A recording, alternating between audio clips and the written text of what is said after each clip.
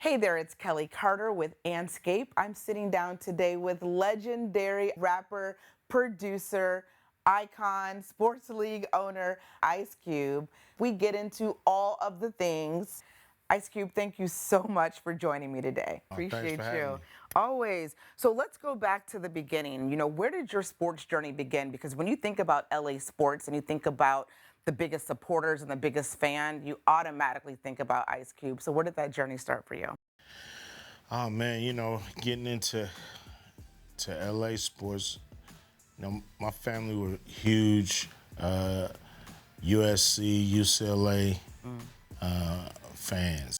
So I remember, talks about O.J. Simpson in the house, Charles White, and the Dodgers, and then I was able to go to my first Rams game, Rams versus the Bears. Do you remember Walter, how old you were? I was about 8. Walter Payton was a rookie.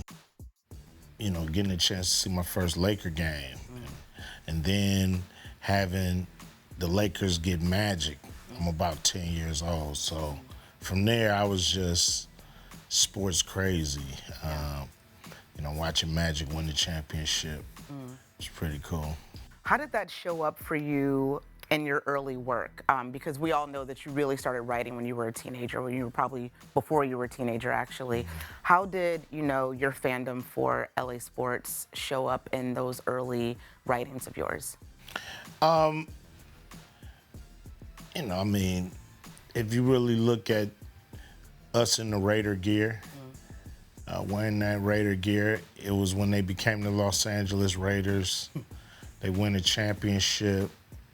I was big fans of the team. And so when Easy put the word out that we should all wear black, I would always come in something, Raider gear, and it kind of caught on. So, more the football tough, hardcore image was it was kind of written all over us, with the Raider gear and the lyrics that we were doing.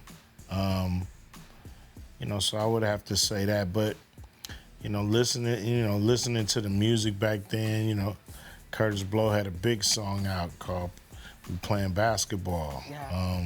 It was always part of the culture somewhere, somehow. The music mixed in with the sports. Yeah. But you guys brought the West Coast into the conversation, though. Yeah. That's the thing. Yeah. Yeah. What do you think that did? Because you're right, visually, the Raiders and NWA was very much like a visual presence. What do you think that did for the culture? Because NWA and the Raiders visually was just, it was together, it was seamless, and people identified you guys with the team probably even before you guys started really even reaching out to the team or the team reaching out to you guys. I think it, sold them a lot of merchandise for sure. Yeah. But I think at the time, the 80s, you started to see an intersection between hip hop and sports. Before, it was like music was on one side of the street and sports was on the other. And the intersection of hip hop and sports really helped propel, people like Michael Jordan to his heights. Yeah. Because he was able to blend the sports with the culture so seamlessly. And in some ways, we were doing that when it came to football, the Raiders, that image, with us and our lifestyle in Compton, South Central, Watts. It coincided, and it was able to basically, put an image on top of the lyrics in a way that people could understand where we was coming from, whether they like rap or not. Yeah. Like these dudes in Raider gear, I know what the Raiders are about, and it just blended it as seamlessly as Jordan with with Spike Lee doing those commercials, the Nike Air Jordan commercials. So it was just a different version of that, but more for the underground. Yeah. Where were you in your career as a performer when you started to think that maybe you could actually work in the world of sports? Because I imagine that started long before we get to the Big 3. Like, were you thinking, maybe I could be an owner of a team one day, or maybe I could do something with the team one day? Like, where were you when that seed was first planted? I think, the more I started to gain fame, and the more I was invited into meeting, people like Al Davis and Jenny Buss, Jerry Buss. Also, being able to, connect with people like Deion Sanders, who was a real good friend of mine, all the way back from the early 90s. Just seeing that, I was being accepted in these circles, because the music was so hardcore, a lot of people would shun, NWA. But as, I started to go solo and do more movies, and kind of, people was kind of understanding where I was coming from, being accepted in these areas where I wasn't, I was able to go in the Forum Club for the first time. Before, we would just be on the outside watching the cool people go in. And so that's when I started to say, hey, I can get closer involved. And just, wanting to do stuff with the league, whatever they had promotional-wise, voiceovers, whatever, anything I could do to help push and promote Los Angeles, sports, I was down for it, and it started to just snowball. Yeah. You said something interesting a few beats ago, and I want to see if I heard you correctly. Is it that you think that sports is what really helped kind of globalize you in a way, because the music could have been disarming, what you were doing with NWA and even as a solo artist, for like a universal audience, but sports really helped to kind of globalize like who you are. Like, it got you entrance into places that maybe you wouldn't have gotten entrance before? No, not quite like that. Okay. I would say as the music was being understood, the music was underground music, but it became accepted by the mainstream. And people wasn't looking at us as the boogeymen. And so, those things were becoming more accepted, so to speak. And people had a chance to get a chance to know us over 5-6 years and really understand what kind of artists we were, and started to not be so afraid of our presence. And then from there, that's how I got involved more and more in the sports world. But the music had, the music was almost instantly global. Yeah. Because of the type of records we were making. Yeah, and certainly the headlines that were happening in tandem with the records you guys were making too. Yeah. You wanted to clearly do more than just perform at a sports event or perform in a sports arena. You wanted to actually be in the business of sports. When did those conversations start becoming serious for you? I always loved being a fan of sports. I never really wanted to own a team. Of course, it goes through your mind for half a second, like it would go through anybody's mind. But I felt like, man, this is something that I can genuinely be a fan of. And if I own a team, all that's gonna go away. It's gonna be a business.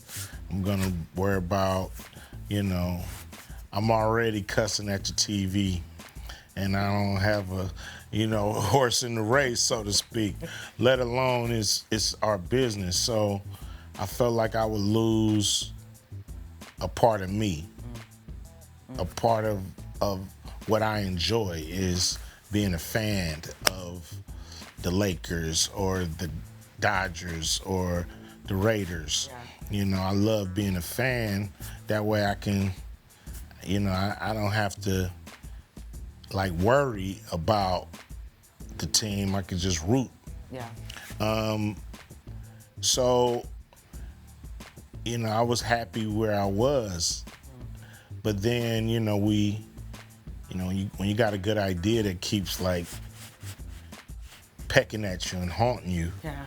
you have to, you know, at some point either explore it or figure out how to get it out your system. And the Big 3 is an idea that I just couldn't get out of my system. Really?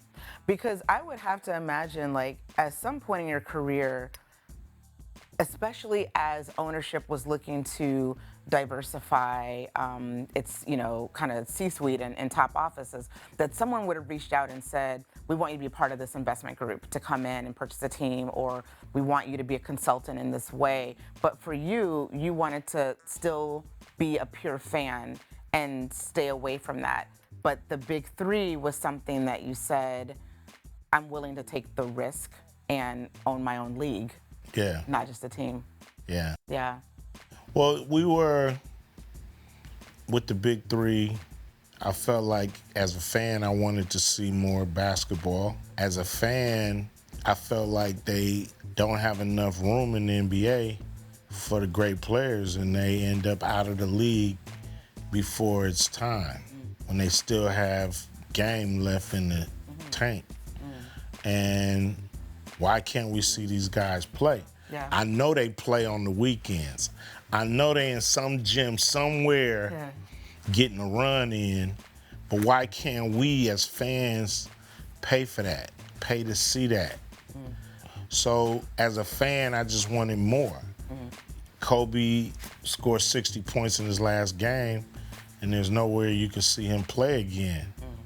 You know, I'd pay to see that, and there was nowhere to see that. So it was like, okay, must be people out there just like me. So what does this look like if can't have a 5-on-5 league? That's the NBA. Right. But you got this 3-on-3 that's been there, like the little step cousin of 5-on-5, you know, waiting for some shine.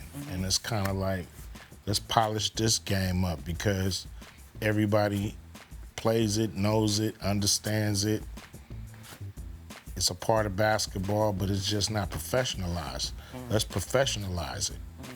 And so it became like, yo, I want to do this for sports fans. I want to do this for basketball fans. I want to do this for players who still can play. And that's where it became more of a mission. You know, it's not just a dream, but like, yo, like the world needs this. There's a void in the sports world. Yeah. Let's fill that void. Yeah. What was that first early moment of success for you with the Big 3 where you said to yourself or to your team, this is why I wanted to do this? What was that early indication that you were on the right track and you were gifting other basketball fans with what you thought they wanted to see? When we had our first scrimmage, you know, we had our first scrimmage because we were inventing the sport at the same time as we were presenting the sport. Yeah. So it was like, is it all worth it? Is it all gonna look right, feel right, play right? Is our rules correct? You know, is our rules tight? Is our rules helping you win the game? And is it fun to play, fun to watch? Yeah. So all those questions were answered at the first real scrimmage. Steven Jackson set the tone. He said, we ain't about to do no all-star game shit out here. We're about to play for real. So I'm coming at you. You better come at me. I ain't got no friends out here. Okay. And I was like, this is what I want to hear. Yeah. You know, this is what we want to see. Yeah. And so it was great. It was amazing. And that was the first moment I said, okay, this is something I know the public, you know, will dig, you know, if we get our act together. If we get it right, the public is gonna love this version of basketball. One thing that is really interesting about, I guess, the continual development, but certainly that early development of the Big Three, is that as much as you were writing rules, you were also throwing them out too, because you didn't take into account gender, for example. You know, we were seeing female coaches in that league early on, so it's not like a big headline later. You started out doing that, and even recently you extended and said maybe we should have female players, you know, in the Big Three too. Talk to me about why that was important for you to really just have that full scope of representation in the Big Three from the onslaught. I always wanted to grow up in a world where the best get the shot. You know what I mean? Like, it didn't matter your color, your race, your gender. You know, if you're the best, you get it. And we don't live in that kind of world. But when you start in the league, you can start a culture. You can start your own little world, so to speak. Yeah. And you know, do it how we envision it. You know, like, let's just hire the best people. Let's get the best people who can help us put on the best product on the court. Yeah. And the basketball has no gender. You know, it's anybody can play it and anybody can teach it. You know, if they know what they're talking about. Yeah. So, you know, we saw Nancy Lieberman as the best. You know, we wanted to keep our Hall of Fame coach streak alive, so we was like, this is the best Hall of Famer right now for this team, and I believe she can win. Yeah. And then she won the championship. Next year we got Lisa Leslie, another Hall of Fame coach, and she won the championship her first year, and Coach of the Year. Yeah.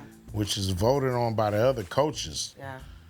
So the other coaches voted them as the best coaches in the league, as well as they became champions. So it was great to kill the myth. Yeah. You know what I mean? To say, hey, you know, we got a sample size over here. Y'all want to see how it go? Look at us. Yeah. Yeah. Yeah. You know, as we move into, I guess, the 8th year now of Big Three, which has got to be wild to you to think that you guys are going into your 8th year. You know, how do you define success for the Big Three? What does success look like for the league? Happy fans, happy players, happy coaches, happy sponsors, happy staff, happy network, selling teams. You know, we sold 4 franchises already, so we got a Los Angeles franchise, Houston, Miami, and Detroit. Got 8 more to go. Have, you know, continuing to calibrate the league and make sure it's, you know, still fun to play, fun to watch, and that we're getting the best players we can find. Like, the best 3-on-3 players in the world are playing in the Big Three right now. I know the Olympics did their little thing, but They don't have anything on the Big Three? stop it. You know, whenever they want to try to come try, Yeah. they're more than welcome. But, you know, we got a league that we're just trying to grow in all areas. You know, the more grassroots we can get and get youngsters playing our sport with our rules, you know, that's success. And the thing is, so many of the things that you just detailed out, you already have. So what has been the key to the success of the Big Three? Because, I mean, you know this better than me. This is not easy to do, to establish something new and to elevate and amplify the way that you guys have. So what's been that key to success for you guys? Determination. You know, me, Jeff Quantness, Clyde Drexler, Amy Trask been there. We know this is great for the fans. Yeah. Great for the players. Great for their psyche. You know what I mean? They've been playing this game since they was 7, 8 years old, maybe younger. And they 30-something and somebody tell them it's over for you. Yeah. You're done. Yeah. So to have a league where they can still, if they still got it, can still do it, or the youngster who's 26, 27, and the NBA said, we don't have no room for you. Most of those guys go overseas, out of sight, out of mind. But with the Big 3, they can play right here in the States, national TV, in front of their home fans. All that is what really keeps this thing rolling. Yeah. What we're doing is little divine intervention here and there, but we feel like what we're doing is making the world better. And so, you know, that right there keep you going anyway. Yeah. Is there a thought to do this, but in other professional sports worlds? Have you been kind of brainstorming and workshopping that? I know it's difficult to do this in football, for example, but like, have you been thinking about that? I mean, of course. Yeah. You know, I have a trillion ideas flying through my head. But you know, there's still a lot of work to do on this league, and you know, I wouldn't shortchange it. You know, it's like we got to follow through and make sure this is, you know, it lives as long as the NBA. Why not?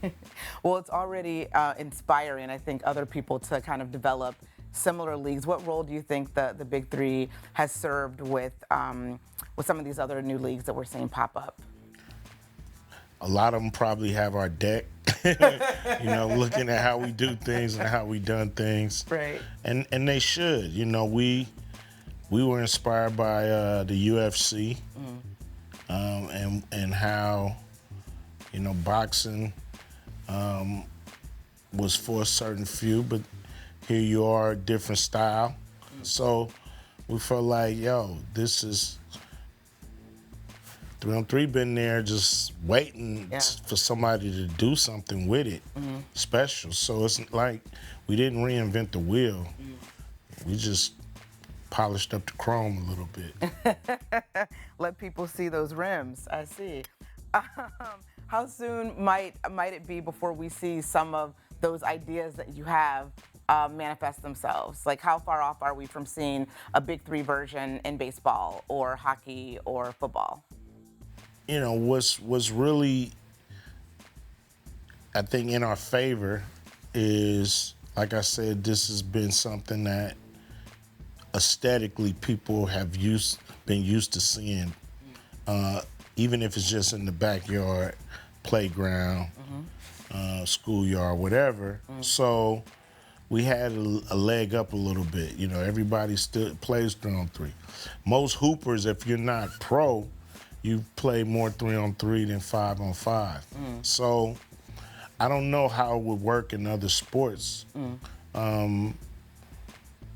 because other sports don't really have that element to it. So, you know, we'll keep the Big 3 rolling, and then we'll probably, you know, think of something that's cool. Okay. But if not, you know, we happy with what we've done in sports.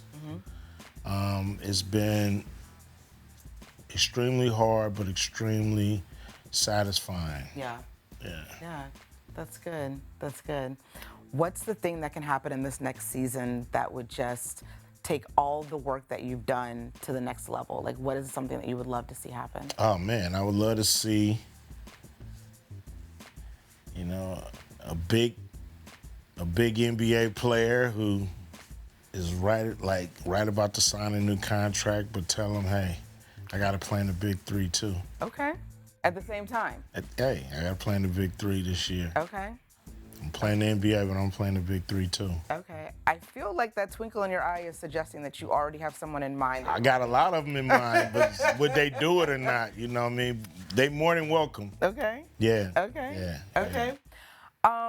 You know, I want to stay in the world of sports with you because we've seen you courtside, we've seen you on the field, we have seen you performing halftime shows at World Series parades, and so on and so on.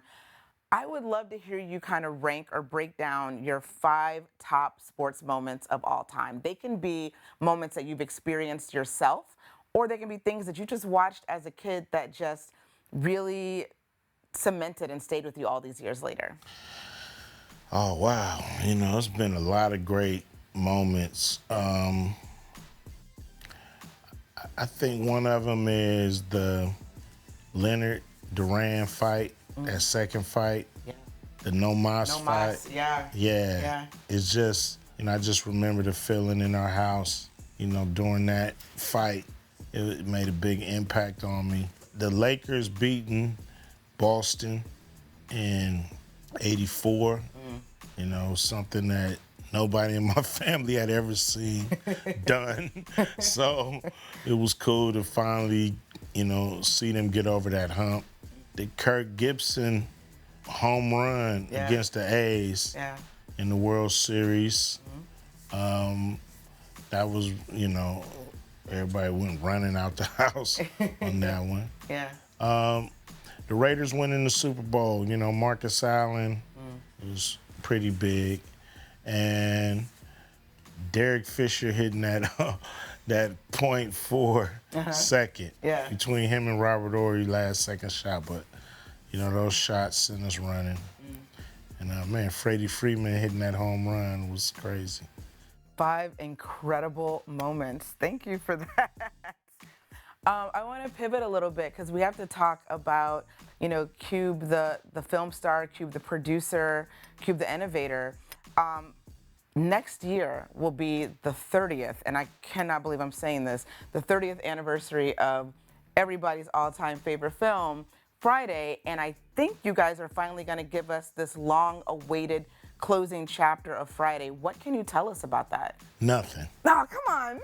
Tell you Come nothing on. about, no, nothing. Okay, but we know it's in production. Yeah, I mean, well, you know, we're still getting paperwork together. Okay. So it's the boring stuff, but we'll get into it once we get that taken care of. Well, why is it important for you to bring this film to the fans? I mean, obviously, we've been asking for it. I've been asking you personally for it for a long time, but why is it important for you to bring this film to fans? And that's my job. Like, get the people what they want. Yeah. And people want this movie. I've been trying to get this movie done for, seemed like 20 years. Yeah. It's been a fight. And, you know, finally we got some people in place that understands the magnitude of a Friday movie and ready to do it the right way. You know, people wanted to do it, but they didn't want to do it the right way. And I feel like I have to protect the brand, the franchise. You don't want to do it the right way, we ain't gonna do it at all. Because why mess up a good thing? Why do you think that film has resonated with people the way that it has? Everybody can live a Friday. You know, like everybody has lived 1,000 Fridays. Yeah. You know, just you, your crazy friend or crazy cousin, not much to do, but a lot of stuff going on in the neighborhood and just living and tripping off your neighbors, your people all around you and having fun, and something crazy happened on the block and everybody out. You know, it's like everybody can live that. Yeah. And so that's why I think they love the movie, because they all can relate to it. Is there something that you haven't done cinematically that you need to make happen as an actor or as a producer? Like, what's that project that you really want to see come to fruition, aside from this Friday movie, of course? Man, you know, I got a lot of movies that I want to do. You know, it's not like this super dream project. Straight Outta Compton was that. But But, you know, I got a lot of cool ideas that I want to still do. Yeah. But I want to do them with the right people, the right place, you know, that's going to do them right. And I got my own style of making movies, and every time I do my style, it work. Yeah. Every time I try somebody else's stuff, you know, it's hit and miss. You really are like the sequel king. You know, what is it about some of those films that you've made, why they work so well with not just the fan base that you've built up, but I mean, just cinema goers generally speaking? I mean, we can name off at least 5, 6 films that you've done that you've also been able to bring sequels back. There are even films other than Friday that I know you guys are in talks and in pre-production about bringing back too. Why sequels, and why do you think they work so well with your career? With me, like the sequels that I agree to do, I try to make a whole new movie. You know, I try to make a movie that can stand on its own, whether you've seen the first one or not. Yeah. Like, this is a great movie.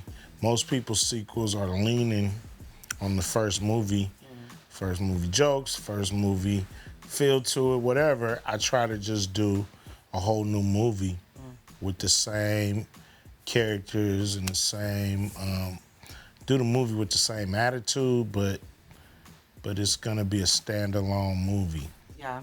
Yeah. Yeah.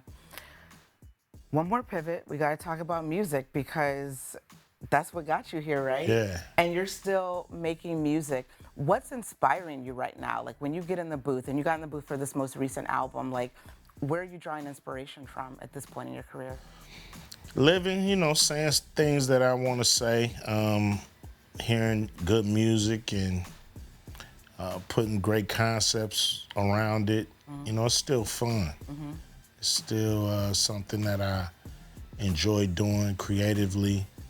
And so I'll never stop making records, you know. So I always make records, and when I feel like I got enough cool ones, I put them out. Yeah, when you have something to say. Yeah. You know, so much of your story as a musician has been being a reporter on the streets. You know, you're telling stories that even someone like myself couldn't possibly tell and bring to the masses.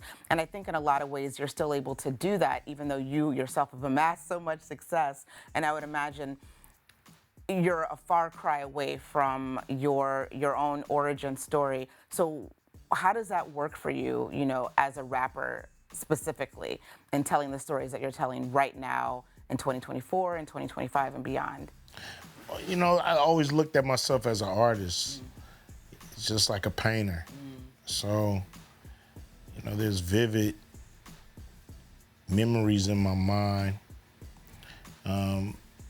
Also, people I know still are going through some of these things who don't rap, who don't have a mic, who don't have that megaphone to amplify, you know, what's going on in the neighborhoods. And I still got a mic. I still got a way to speak for the people about the situations that, you know, my friends, family are going through, even if I'm not technically going through it. Yeah. So, you know, just like an artist can, you know, paint a picture, you know, I can write a rhyme about, you know, whatever I know, seen, heard about, or done. Yeah. You know, I call that street knowledge. And so that's my style. That's what I started off doing, and I'm gonna always continue to do it.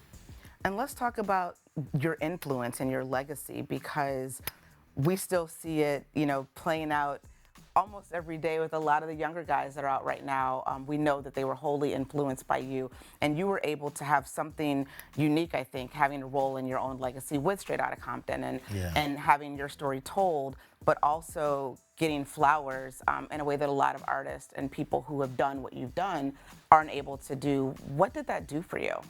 Oh man, it gives you, you know, the joy of, you know, being respected.